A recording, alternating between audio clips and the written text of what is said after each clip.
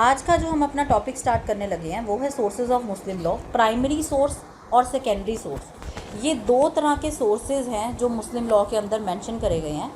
Further primary source और secondary source further parts में भी डिवाइड करे गए हैं, जिसमें प्राइमरी सोर्स आगे जाके जो हमारे मेन प्राइमरी सोर्सेज हैं वो है कुरान, सुन्नत, अहादीस, इज्मा एंड कियास। इन सोर्सेज को हम डिटेल में पढ़ेंगे और उसके बाद जो हमारे सेकेंडरी सोर्सेज हैं वो आगे सब पार्ट्स में डिवाइड करे गए हैं। वो है हमारा कस्टम को हम उर्दू में उर्फ भी बोलते हैं। एंड सेकंड जो हमारा सेकेंडरी सोर्स है वो है judicial decision. Third is legislation and last is justice, equity and good conscience. सबसे पहले हम करते हैं हमारा प्राइमरी सोर्स। प्राइमरी सोर्स, देखो प्राइमरी सोर्स होते क्या हैं। प्राइमरी सोर्स वो कहते हैं आर द सोर्सेज जो प्रॉफिट मोहम्मद ने डायरेक्ट करे हैं। प्राइमरी सोर्स वो सोर्सेज हैं जो प्रॉफिट मोहम्मद ने डायरेक्ट करे हैं। ये ऐसे सोर्सेज हैं which are followed in their respective order of priority. मतलब जो भी हमारे प्राइमरी सोर्सेज हमने करने हैं, कुरान, इज्मा, अहादीस, कियास, जितने भी हमने अपने प्राइमरी सोर्सेज करने हैं उनको हम हमेशा प्रायोरिटी के ऊपर ही रखते हैं। They are also called as a formal sources. ये जो हमारे प्राइमरी सोर्सेज है, एक जो हमारा मॉडर्न एरा है उसकी जो भी ज़रूरत होती है, जो भी नीड्स होती हैं इस्लामिक सोसाइटी के अंदर, प्राइमरी सोर्सेज उस नीड को कंप्लीट करते हैं। प्राइमरी सोर्स में हमें हमारे काफ़ी पर्सनल रूल्स भी हमें मिलेंगे। प्राइमरी सोर्सेज में वो सब चीज़ें मेंशन करी गई हैं जो भी इस्लामिक सोसाइटी को ज़रूरत पड़ती है। जो भी इस्लामिक सोसाइटी को अगर उन्होंने कोई लॉ बनाना है, अगर उन्होंने कोई भी डिसीज़न मेकिंग करनी है, तब हमेशा ही वो प्राइमरी सोर्सेज के ऊपर बेस करके ही, उनको देख के, प्राइमरी सोर्सेज को यूज़ करके तभी वो कोई डिसीज़न मेकिंग इसमें करते हैं। उसके बाद जो हमारा टॉपिक आता है वो है second topic which is secondary source. वो कहते हैं कि जितने भी मेडिवियल मुस्लिम ज्यूरिस्ट थे ना, जो आर्बिट्रेरी ओपिनियन को रिजेक्ट करते थे, वो जितने भी हमारे मेडिवियल मुस्लिम ज्यूरिस्ट थे जिन्होंने आर्बिट्रेरी ओपिनियन को रिजेक्ट करा था, और उन्होंने इन ओपिनियन को रिजेक्ट करके एक सेकेंडरी सोर्सेज को डेवलप करा जिसको हम ज्यूरिस्टिक प्रिंसिपल्स भी बोलते हैं। और इसको जहाँ पे, जिस मैटर पे हमारा प्राइमरी सोर्स साइलेंट है, जिस इश्यूज़ पे प्राइमरी सोर्सेज की तरफ से कोई बात नहीं करी गई है, उस टाइम पे हमें सेकेंडरी सोर्सेज की ज़रूरत पड़ती है। सेकेंडरी सोर्सेज हमारी हेल्प करती है उस टॉपिक पे। अब आगे जाके आता है हमारा first kind of a primary source, वो है हमारा Quran. First kind of a primary source is Quran. देखो कुरान क्या है, वो कहता कि वर्ड जो कुरान है ये अपने आप में एक डिवाइन कम्युनिकेशन है, जो कि हम ये मान के चलते हैं कि प्रॉफिट जो मोहम्मद हैं हमारे, उनको अल्लाह की तरफ से जो भी कम्युनिकेशंस आई थी वो सब चीज़ें हमने कुरान में मेंशन करी गई हैं। So Quran is the first source of a Muslim law. और कुरान की मुस्लिम लॉ में एक बहुत ही ज़्यादा इम्पॉर्टेंट है। Quran is the Paramount and universal authority of the Muslim. Quran के अंदर वर्सेस हैं, चैप्टर्स हैं इस होली बुक के अंदर। कुरान के अंदर जो वर्सेस हैं उनको हम आयत भी बोलते हैं, एंड जो इनके चैप्टर्स हैं इस होली बुक में उनको हम सूरा बोलते हैं। वो कहते हैं कि जितने भी प्रॉफिट मोहम्मद के जो पोर्शंस है कुरान के अंदर लिखे गए हैं, प्रॉफिट मोहम्मद ने वो पोर्शंस को जो दो पार्ट्स में डिवाइड करा गया है, एक पोर्शन जो है वो मदीना के साथ डील करता है और एक पोर्शन जो है वो मक्का के साथ डील करता है। मक्का और मदीना दो डिफरेंट होलीएस्ट सिटीज़ माने जाती हैं। Mecca is the birth place of prophet Muhammad, जहाँ पे लीगल प्रिंसिपल्स को कंसर्न करके लीगल प्रिंसिपल्स डिस्क्लोज़ करे गए हैं प्रॉफिट मोहम्मद को अल्लाह की तरफ से। एंड जो हमारा मदीना है कि Medina is the final resting place of the prophet Mohammad, और उसमें उस प्रोपोर्शन में जो मक्का का प्रोपोर्शन है उसमें फ़िलॉसफी ऑफ अ लाइफ और इस्लामिक रिलीजन के बारे में जो बातें थी वो प्रॉफिट मोहम्मद को अल्लाह की तरफ से डिस्क्लोज़ करी गई थी। तो ये प्रोपोर्शंस को मिला के आगे इनको कुरान के अंदर हमने एस्टैब्लिश करा। और इन दोनों पार्ट्स को मिला के ही हमने कुरान को बनाया। वो जब प्रॉफिट मोहम्मद अपनी लाइफ टाइम में प्रेजेंट थे तब प्रॉफिट मोहम्मद की तरफ से कुरान जो है वो कंप्लीट नहीं हो पाई थी। अबू बकर जो थे, he is the first successor, he is the first ruler जिन्होंने कुरान के पार्ट्स को कलेक्ट किया और वेरियस पैसेजेस ऑफ कुरान उन्होंने इसको कलेक्ट करा और इसको कुरान के रूप में फ्रेमवर्क करा। कहते कुरान अपने आप में एक प्राइमरी सोर्स है मुस्लिम लॉ का। Quran is also the first source of Muslim law. Islamic religion और इस्लामिक सोसाइटीज़ जो है वो its birth to the word of a Quran.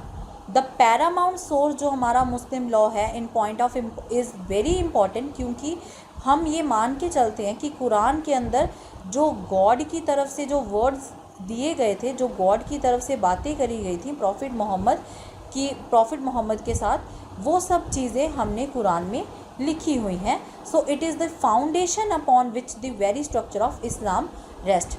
इस्लाम का पूरा जो स्ट्रक्चर है वो कुरान के बेसिस के ऊपर ही है।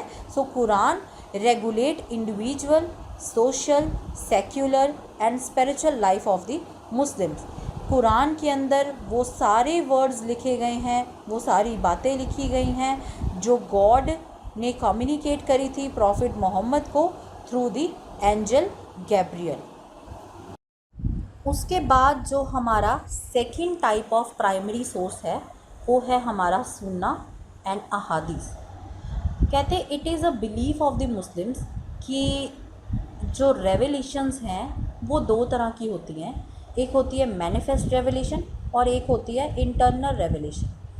मैनिफेस्ट रेवलेशन जो है it is consisted of the communication जो एंजल गैब्रियल को दी गई थी, और एंजल गैब्रियल को दी गई थी गॉड की तरफ से और उसको फिर प्रॉफिट मोहम्मद को आगे डायरेक्ट किए गए थे वो गॉड के वर्ड्स।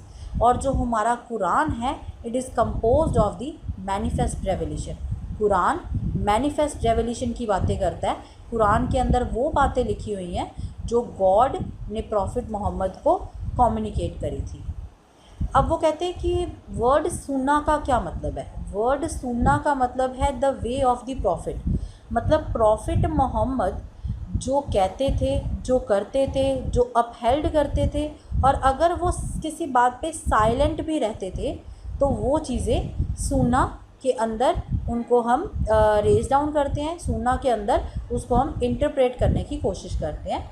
क्योंकि कई बार होता ये था, some time it happen that no direct revelation came to the prophet Mohammad को कई बार डायरेक्ट कम्युनिकेशन गॉड के साथ किसी सिचुएशंस में नहीं भी आती थी। And in the mean time situations ऐसी होती थी कि कुछ क्वेश्चंस हमें डिसाइड करने पड़ते थे।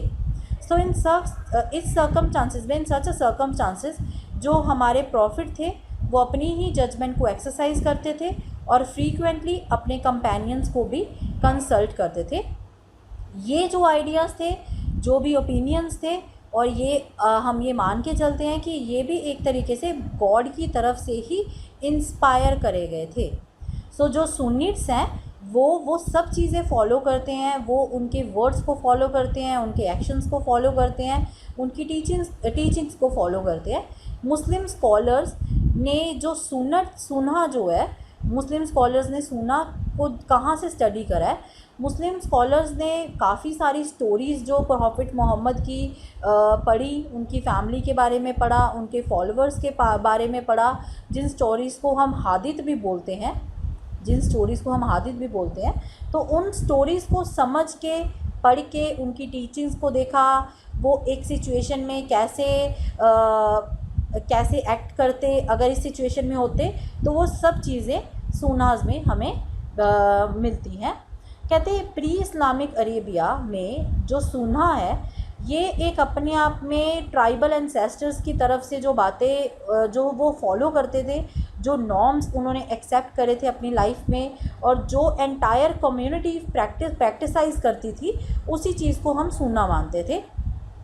इन अर्ली मुस्लिम्स जो है वो कहते हैं कि जो जो लोग मदीना की तरफ से अंडरस्टैंड करते थे बातों को, वो बेसिकली कुछ लोग मदीना की तरफ से अंडरस्टैंड करते थे और कुछ लोग जो है वो मक्का की तरफ से फॉलो अप करते थे, और उन्हीं सोर्सेज को मिला के फिर उन्हीं वर्ड्स को अंडरस्टैंड करके हमने सुन्ना और अहादीस को as a source of Muslim law बनाया है। उसके बाद जो हमारा सोर्स है वो है हमारा अहादीस। देखो, कहते हैं कि अहादीस क्या है। अहादीस is basically a narrations of what prophet said, what prophet Mohammad did, और टैक्टिकली जो प्रॉफिट मोहम्मद ने अलाउ करी हैं चीज़ें, उन चीज़ों को हम बोलते हैं हादीस। कहते द ट्रेडिशंस जिनको हमने राइटिंग के अंदर रिड्यूस नहीं करा गया था, जितनी भी ट्रेडिशंस हैं, सुन्नास हैं, अहादीस हैं, उनको हमने रिटन में राइट डाउन नहीं करा गया था during the life time of Mohammad, उनको हमने प्रिजर्व करके रखा था, और उसके बाद जनरेशन टू जनरेशन एक ऑथराइज्ड पर्सन्स को वो हैंड ओवर करी जाती हैं। इसी के कारण जो अहादीस हैं, that is why a minute inquiry is necessary too. उसके बाद जो आता है हमारा third source of Muslim law, वो है हमारा इजमा। इजमा को हम कंसेंसस ऑफ ओपिनियन भी बोलते हैं। जब प्रॉफिट मोहम्मद की डेथ हो गई थी, there were consensus in the Muslim world कि जो रिलीजियस ज्यूरिस्ट जो हमें ओपिनियन देते हैं वो हमारे प्रिवेल करवाए जाएंगे। इन अदर वर्ड्स, कुरान, सुन्नास और हादीस को इंटरप्रेट अगर करने की ज़रूरत पड़ेगी, तो जो भी ज्यूरिस्ट इस्लाम की प्रॉपर नॉलेज रखते होंगे, वो जो इंटरप्रिटेशन हमें कुरान, सुन्नास और हादीस के बारे में देंगे, वो इंटरप्रिटेशन हम इजमा एज अ सोर्स के तौर पे एक्सेप्ट करेंगे। सो इसी कारण इसको कंसेंसस ऑफ ओपिनियन भी बोला जाता है। The common opinion of jurist on aspects that a Quran did not explain become the ijma. जब हमारे रिलीजियस ज्यूरिस्ट अगर कोई कॉमन ओपिनियंस इसमें फ्रेमवर्क करेंगे, तो उस ओपिनियन को अगर कुरान के अंदर जो एस्पेक्ट अगर कुरान के अंदर एक्सप्लेन नहीं करा गया, तो वो जो opinion majority of the jurist हमें देंगे, वो ओपिनियन अपने आप में ijma as a source of Muslim law माना जाएगा। This source of a law is very expensive as well as ये काफ़ी टॉपिक्स भी कवर करता है। इनफैक्ट ये उतना ही इम्पॉर्टेंट है जितना कि कुरान और सुन्नास, ये इनकी इतनी ही इम्पॉर्टेंट है जितना कि सुन्नास की इम्पॉर्टेंट है और जितनी कि सुन्नास, अहादीस और कुरान की इम्पॉर्टेंट है। पर वो कहते हैं कि होता काफ़ी बार ये भी होता है कि जो ओपिनियंस हैं वो डिफ़र करते हैं। Among the important Muslim jurist भी अपने ओपिनियन को डिफ़र करते हैं, पर उस टाइम पे हम फिर यही देखेंगे कि जो कंसेंसस, जो मेजॉरिटी ऑफ द ओपिनियन हमारे सामने आ रहे हैं, उस मेजॉरिटी ऑफ ओपिनियंस को हम आगे जाके यूज़ करेंगे as a ijma, source of a Muslim law. हमारे कंसेंसस है, अब जो भी इजमा में हमारे कंसेंसस हमने कैसे ओरिजिनेट करे हैं, the majority of the jurist जो भी व्यू पॉइंट हमें देते हैं, that unanimity is a prerequisite for the ijma. वो कहते हैं कंसेंसस जो है वो 3 स्टेजेस पे रीच आउट करे जा सकते हैं। जो उसकी फर्स्ट स्टेज होगी उसमें लोग अपने व्यू पॉइंट एक्सप्रेस करेंगे, जो हमारे ज्यूरिस्ट हैं, रिलीजियस ज्यूरिस्ट, वो अपने व्यू पॉइंट्स एक्सप्रेस करेंगे। और सेकंड स्टेज में वो डिस्कशंस करेंगे, डिबेट्स होंगी, एंड जो हमारी लास्ट स्टेज होगी वो होगा जो डिफरेंसेस उनके ओपिनियंस में आए होंगे उनको ड्रॉप आउट किया जाएगा। उसके बाद एक पॉइंट पे they should agree on a one point. So isma constituted by the majority in binding in action, but it is not obligatory to believe in its truth also. ये कोई obligation नहीं है, इट इज़ नॉट ऑब्लिगेटरी कि हमने उसके truthfulness को मानना ही मानना है।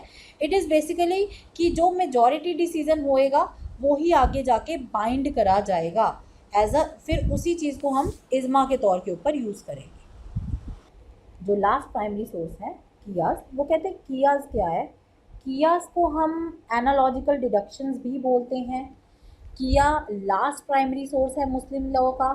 कियास का मतलब ये है कि reasoning bye analogy from the above 3 sources, that is Quran, सुन्नत एंड इजमा। किया जो है वो बेसिकली इसका मतलब यही है कि अगर बाकी के जो 3 सोर्सेज हमने करे हैं वो अगर कोई पॉइंट को एक्सप्लेन नहीं कर पा रहे हैं, देन किया जो है वो हमें हेल्प करता है कि उन इंटरप्रिटेशंस को हम डिडक्ट करके उसके बाद जो भी हमें ऑब्वियस चीज़ नज़र आती है उस चीज़ को इंटरप्रेट करके यूज़ करा जाएगा। सो किया जो है वो एक तरह से इसको इम्पॉर्टेंट सोर्स नहीं हम कह सकते, क्योंकि ये लॉ चेंज नहीं कर सकता, it can't change the law. और उसका जो लॉ का जो बेस है, जो बेस है उसको भी कियास चेंज नहीं कर सकते। इट कैन ओनली एक्सप्लेन और interpret the law. So this source of a Muslim personal law, इनको हमने बाकी जो हमने 3 सोर्सेज करे हैं, it ranks below than that because of its deductive nature. क्योंकि ना तो ये लॉ चेंज कर सकता है, ना ही ये बेस चेंज कर सकता है। ये सिर्फ वो 3 सोर्सेज में जो बातें करी गई हैं, या अगर कोई ऐसी इंटरप्रिटेशन हमें उन तीनों सोर्सेज में समझ नहीं आ रही है, अगर कभी भी कोई पॉइंट को एक्सप्लेन करने की ज़रूरत पड़ती है जो तीनों सोर्सेज से हमें एक्सप्लेनेशन नहीं प्रॉपरली मिल पा रही है, ओनली देन कियास जो है वो as a source of Muslim law हम यूज़ करते हैं। सो इसीलिए कियास को as the last primary source माना जाता है। एंड वन मोर पॉइंट हम यहाँ पे जो बात करने वाले हैं, इसमें इम्पॉर्टेंट पॉइंट ये है कि मुस्लिम्स के अंदर जो स्कूल्स होते हैं वो होते हैं 2 तरह के। एक होता है Sunni law school and second is the Shia law school. तो जो सुन्नीज़ हैं according to Sunnis there are 4 type of primary sources जो हमने अभी करे हैं, which is Quran, Sunnas and ahadith, ijma and the qiyas. Whereas in Shia law there will only be recognized as a 3 primary source of a Muslim law, which is known as a Quran, Sunnahs, Ahadith and Ijma. So that means कि शिया के अंदर कियास is not a primary source of a Muslim law. So that means Qiyas is of no value to the Shias, as they do not accept Qiyas because they are of the opinion that if law needed to be enlarged, it must be by the Imam and no one else. यही माना जाता है इस point पे। सो कहते हैं the qiyas should be applied to a certain point of a law and not to determine meaning of words को डिटरमाइन नहीं करता है हमारा कियास, it only a certain the point of a law. So इसी रीज़न्स के कारण हम किया को एज अ बिलो जो है प्राइमरी सोर्स के तौर पे माना जाता है।